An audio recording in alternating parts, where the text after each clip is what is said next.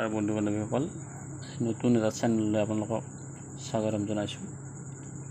যে আমি শ্বেয়াৰ মাৰ্কেটৰ বিষয়ে আমি ক'ম যে শ্বেয়াৰ মাৰ্কেটত বিনিয়োগ কৰি বহুত মানুহে দেখিছোঁ আমি লাভ কৰে, কিন্তু জ্ঞান নথকাৰ বাবে বহু মানুহে লোকচানো কৰা দেখা যায়। সেয়ে আজি মই কোনো ষ্টকৰ ৰিকমেণ্ড আপোনালোকক নকৰোঁ। প্ৰথমে শ্বেয়াৰ মাৰ্কেটৰ কেইটামান গুৰুত্বপূৰ্ণ ৰুল আপোনালোকক ক'ব বিচাৰিছোঁ।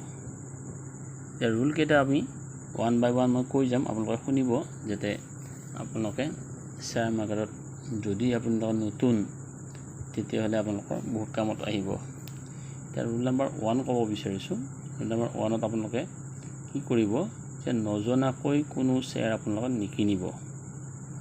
কেৱল কোনোবাই কৈছে বা হোৱাটছএপ বা টেলিগ্ৰামৰ তেনেকুৱা ধৰণৰ মেছেজৰ জৰিয়তে আপোনালোকৰ টিপ পাইছে, তেনেকুৱা ক্ষেত্ৰত আপোনালোকে পাব, কিন্তু আপোনালোকৰ ষ্টক কিন্তু এই টিপছ মতে বা টেলিগ্ৰাম বা হোৱাটছএপৰ টিপছ মতে আপোনালোকৰ শ্বেয়াৰ বা ষ্টক আপোনালোকে নিকিনিব। এটা প্ৰথম টিপটো আমি কৈ দিলোঁ। 2 নম্বৰ ৰুল আছে আপোনালোকৰ, যে আপোনালোকৰ যিহেতু নতুন তেতিয়াহ'লে আপোনাক কি কৰিব লাগিব। 2 নম্বৰত যে নিজৰ সকলো টকা, আপোনালোকে বহুত টকা তাত লৈ ওলাব পাৰে, আপোনালোকে শ্বেয়াৰ মাৰ্কেটত ইনভেষ্ট কৰিম, কিন্তু সকলোবোৰ টকা আপোনালোকে কি কৰিব, এটা ষ্টকত নলগাব। পৰ্টফলিঅ' আপোনালোকে ডাইভাৰ্ছ কৰি ৰাখিব। 2 নম্বৰ ৰুল আপোনালোকে গ'ল। কিয় যে এটা আপোনালোকৰ যদি ষ্টকত আপোনালোকে ইনভেষ্ট কৰি দিয়ে, যদি কিবা কাৰণত আপোনাৰ সেই শ্বেয়াৰটো ডাউন হৈ যায়, তেনেহ'লে আপোনালোকে আপোনাৰ লছৰ পৰিমাণটো বেছি হ'ব। ডাইভাৰ্চিফিকেশ্যনটো আপোনাৰ দৰকাৰী। আপোনাৰ ৰুল নাম্বাৰ 3 নম্বৰ আমি ক'ব ওলাইছোঁ যে লোন লৈ কিন্তু শ্বেয়াৰ মাৰ্কেটত আপোনালোকে প্ৰৱেশ নকৰিব, ইনভেষ্ট নকৰিব। লোন লৈ আপোনালোকে ইনভেষ্ট কোনো প্ৰকাৰে নকৰিব। 3 নম্বৰ, লোন লৈ আপোনাৰ ইনভেষ্ট কৰাটো সম্পূৰ্ণৰূপে নিষিদ্ধ।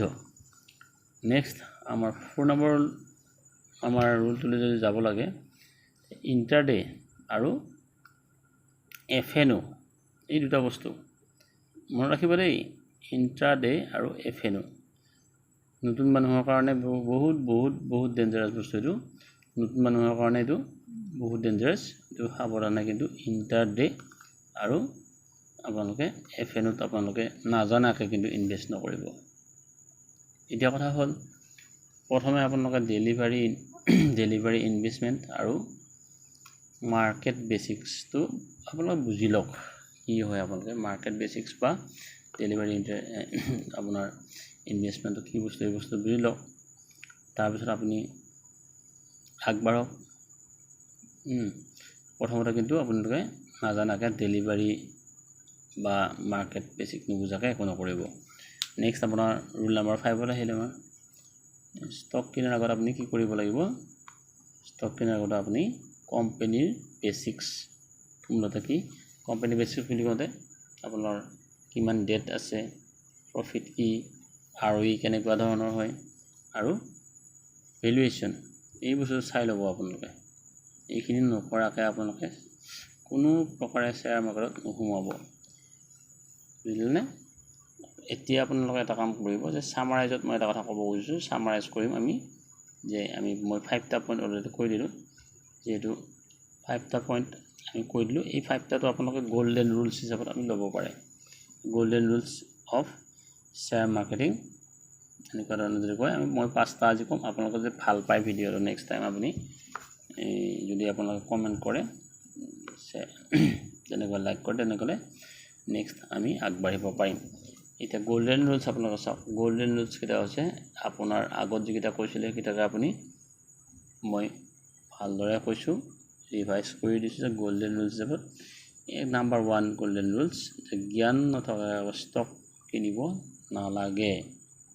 কোনোবাই টিপছ দিলে ছ'চিয়েল মিডিয়াত ক'লেও আপোনালোকে সাৱধান হ'ব লাগে যে শ্বেয়াৰ আপুনি নিকিনিব। প্ৰথমতে আপুনি এনালাইজ কৰি ল'ব।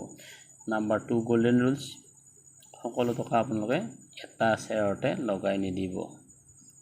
আপোনালোকে 1 লাখ টকা যদি আপুনি শ্বেয়াৰত ইনভেষ্ট কৰিম বুলি ভাবিছে, তেতিয়াহ'লে আপুনি কি কৰিব লাগিব যে আপুনি 1 লাখ টকা এটা শ্বেয়াৰত নলগাই আপুনি কি কৰিব লাগিব, বিভিন্ন শ্বেয়াৰত আপুনি ইনভেষ্ট কৰিব কমচে কম 5টা শ্বেয়াৰ আপুনি ল'ব কমচে কম বুলি কোৱাৰ লগতে আপুনি বহুত বেছি ডাইভাৰ্সিফাইড বহুত বেছি ডেঞ্জাৰাছ হয় সেইকাৰণে মিনিমাম 5টা শ্বেয়াৰ আপোনাৰ দৰকাৰ পাৰ্চেণ্ট ৱাইজ মই আলোচনা কৰি দিম নেক্সট টাইম নাম্বাৰ 3 আপোনাৰ গোল্ডেন ৰুলছ হ'ব লোন লৈ ইনভেষ্ট কৰিব নালাগে নেক্সট 4 নম্বৰ পইণ্টটো যদি ক'ব খোজো আমি যে শ্বেয়াৰ মাৰ্কেটত আমাৰ গোল্ডেন ৰুলছ আৰু এটা আছে যে কোম্পানী যিটো আমাৰ আছে কোম্পানীবিলাকত আমি ইনভেষ্ট কৰোঁ কোম্পানী কিন্তু এনালাইজ নকৰাকৈ আপোনালোকে কোনো দিনে আপুনি শ্বেয়াৰ ষ্টক নিকিনিব নেক্সট আপোনাৰ লাষ্ট আমাৰ গোল্ডেন ৰুলছৰ কথা ক'ব গ'লে যে প্ৰফিটৰ আগতে আপুনি ৰিস্ক মেনেজমেণ্ট শিকক ঠিক আছে আপোনালোকে ভাল পালে লাইক কৰিব কমেণ্ট কৰিলে ইয়াৰ পিছত নেক্সট আপুনি ভিডিঅ' আগবঢ়াম